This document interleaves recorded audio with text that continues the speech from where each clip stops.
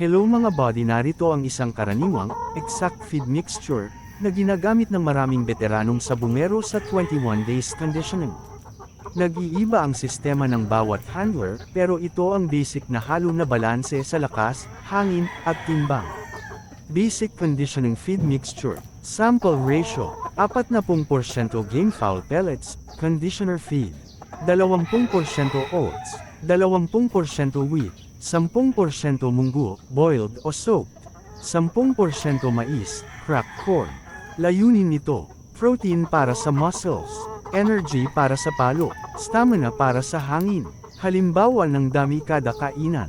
Karaniwan sa conditioning, umaga 50 hanggang 60 grams, hapon 40 hanggang 50 grams.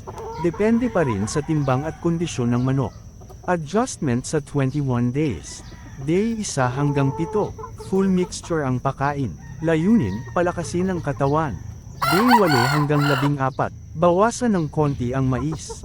Dagdagan ng konti oats at wheat, para gumaan ang katawan. Day 15 hanggang 21, mas kontrolado ang pakain. Kaunti na lang ang corn. Mas focus sa oats at wheat para sa stamina. Dagdag ng ibang handler, minsan nagdadagdag sila ng boiled egg 2 hanggang 3 times a week. Malunggay leaves para sa vitamins. Electrolytes o B-complex sa tubig. Prinsipyo ng mga champion handler. Magaan ang katawan, malakas ang palo, at mahaba ang hangin.